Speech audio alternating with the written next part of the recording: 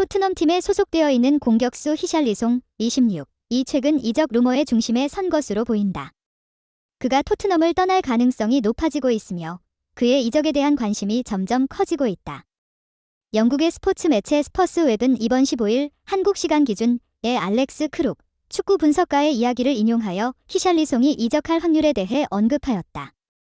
그에 따르면 토트넘의 주요 선수 히샬리송이 입단할 다른 팀으로는 사우디아라비아의 알이티하드 팀이 유력하다고 보도되었다.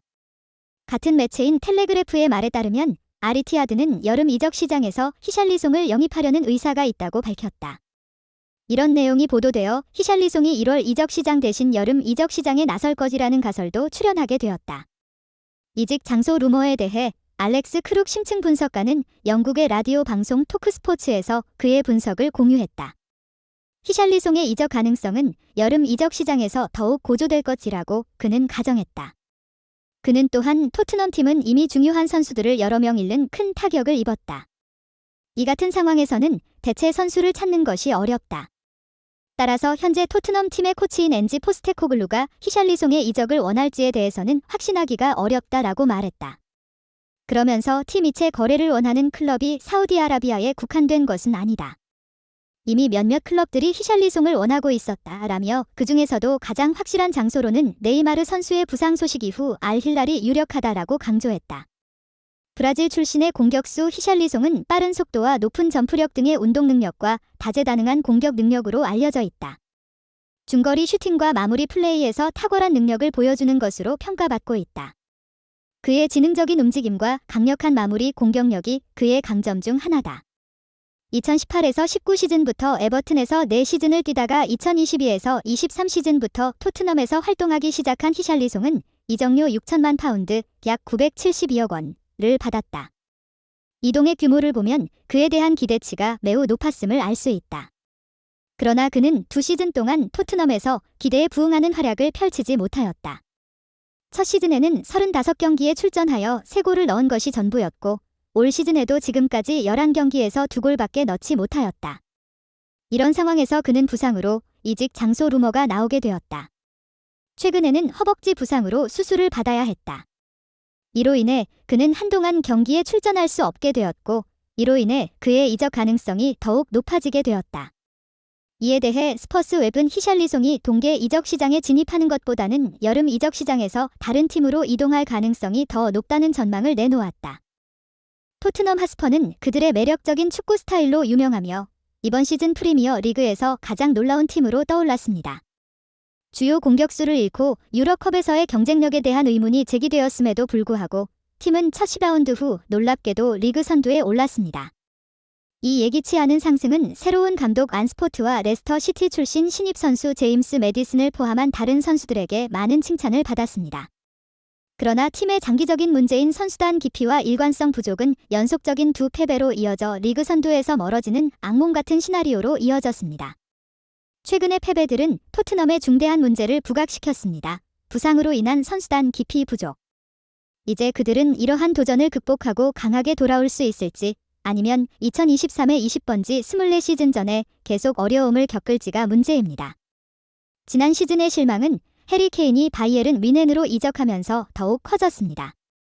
케인 판매로 큰 자금을 확보했음에도 불구하고 다니엘 레비 회장은 제임스 매디슨을 제외하고는 어떤 주목할 만한 계약도 성사시키지 못했습니다.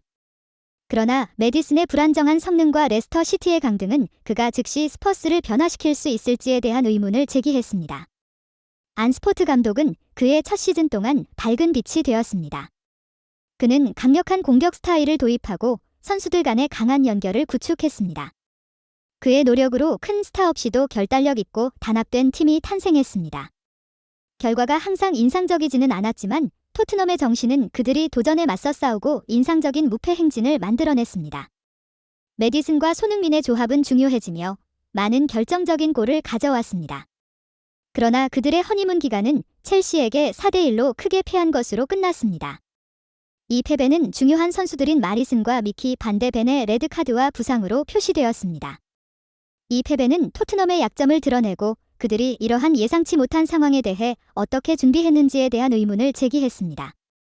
최근 토트넘의 경기, 특히 울버햄튼과의 경기에서 중요 선수들인 매디슨이 없는 상황에서의 연결 부족과 날카로움이 드러났습니다. 그들의 미드필더진은 핵심 플레이메이커 없이 부드러운 공격 조직에 어려움을 겪고 있습니다.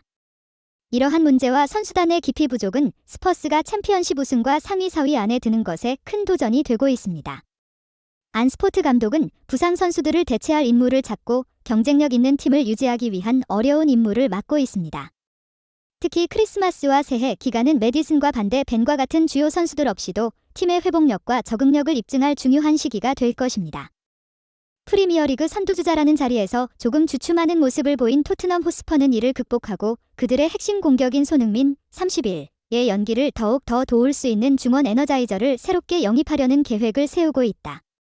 이를 위해 브라질 출신의 역동적인 미드필더 안드레 트린다데, D12년 플루미넨시 클럽 소속의 영입을 열심히 추진하고 있다는 전망이 나오고 있다.